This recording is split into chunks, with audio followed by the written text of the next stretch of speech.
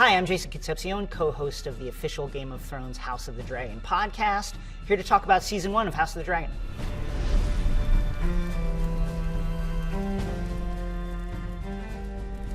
As a book reader, I was delighted at how many surprises the show had. It was really additive to the text in a way that was so surprising. Moreover, it was a really sad story. You know, Rhaenyra and Alicent, you're just left with the feeling that if they could get everybody else away from them, if they could just get into a room, they could have this squashed in an hour. They could figure this whole thing out. But the fact that Otto is in Alicent's ear and Daemon is in Rhaenyra's ear and Larys is skulking around, making all kinds of moves. Once the kids come into it, it starts to take on a life all its own. And you see how many chances they had to avert the tragedy that is surely coming. I wish to raise my cup to Her Grace the Queen. I love my father, but I must admit that no one has stood more loyally by his side than his good wife. That last family dinner with Viserys seemed like, oh gosh, if Viserys doesn't die that night, maybe there is a peaceful outcome to all this. There were so many off-ramps, which just makes this whole thing so tragic. We're both mothers. And we love our children. We have more in common than we sometimes allow. Reinstating Otto was a huge mistake once Lionel Strong died in a tragic accident at Harrenhal. I think King Viserys should have taken that opportunity to name Rhaenyra his hand and even more forcefully underline that this is his choice. And now, look, she's going to be at my side, basically running the country in my stead when I'm not able to sit the throne, and she's going to be speaking with my voice. And I think that would have been a very, very loud signal to the realm that, hey, I'm serious about this. Yeah, a wonderful season that just leaves you feeling like, God, this didn't all need to happen, people. My first one is actually 5 separate ones, and it's each of Larys's toes on his good foot.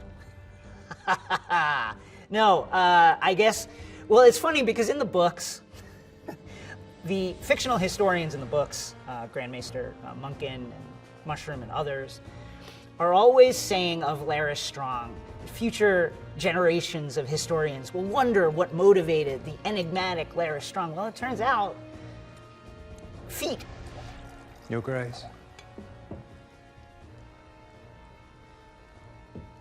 The hour is late, Lord Larys.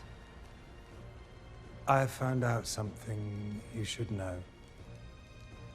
But I guess that is what motivated Larys Strong, so that was pretty shocking. I would say number 2, Laenor Velaryon being actually alive, successfully faking his death in the books. It's just said that he's murdered by his lover in a quarrel, and then Carl, that lover, escaped, and nothing is ever known of him. And so the fact that Laenor was able to get away and really, I guess you could argue, is the person who has a happy ending in this season, that was a real surprise, a real shock.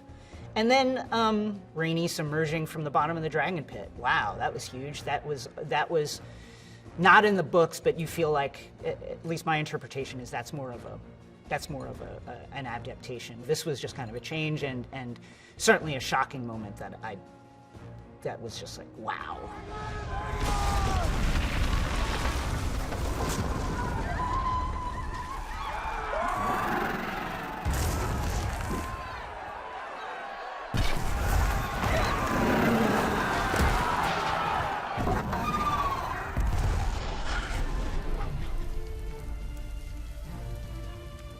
Well, okay, let's go with most. First, I'm gonna say crab feeder. Fuck that guy. I think that's an uncontroversial pick. I think both the green faction and the black faction would say, we're glad that the crab feeder got cut in half. Least deserved, I mean, there are a lot of choices here. Harwin and Lionel, R.I.P., may they rest. That was a very tough look for them, getting kinslayed. I'm going to say it's a tie for me.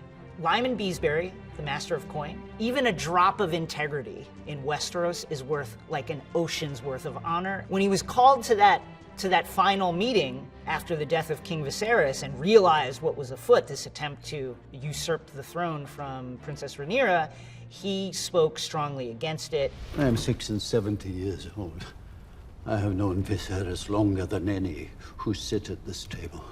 And I will not believe that he said this on his deathbed, alone with only the boy's mother as a witness. This is seizure. It is theft.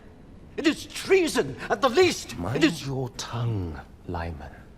What thanks did he get? He got his head slammed into his little marker ball thing, and he died.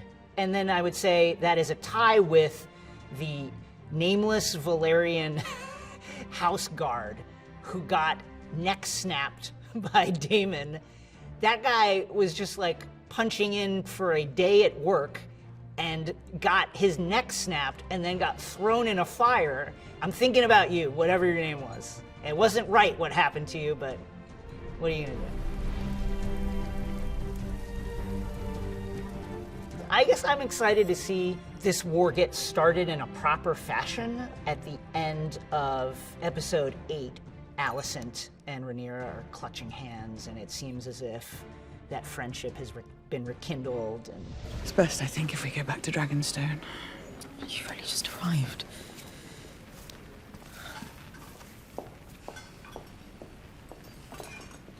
Let me see the children home. I'll, return on Dragonback.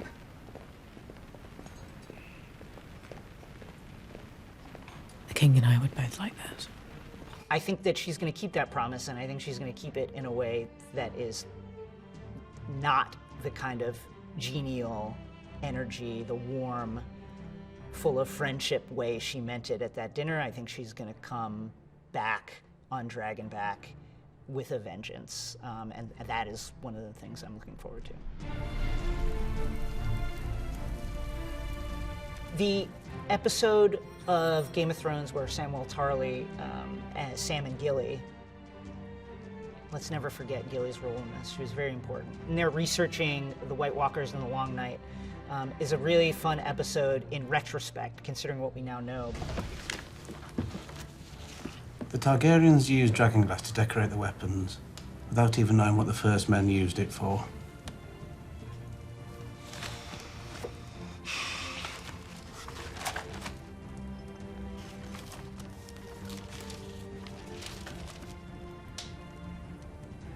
What is on the page but a drawing of Aegon's dagger, on which is inscribed his prophecy that King Viserys has kept in his belt all the time.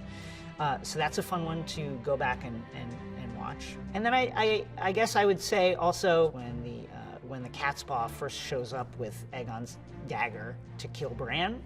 You're not supposed to be here. No one's supposed to be here. It's a mercy. He's dead already.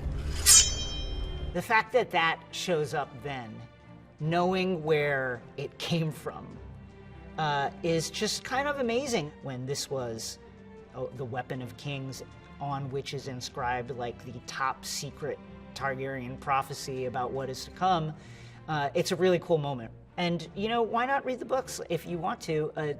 They will spoil a few things, but again, speaking as a book reader, there are a tremendous amount of surprises in a really delightful way, in a way that kind of like reconfigures everything you know about the story contained in House of the Dragon. You can stream all of House of the Dragon now on HBO Max. Listen to the official Game of Thrones House of the Dragon podcast on HBO Max or wherever you get your podcast, and see you for season 2.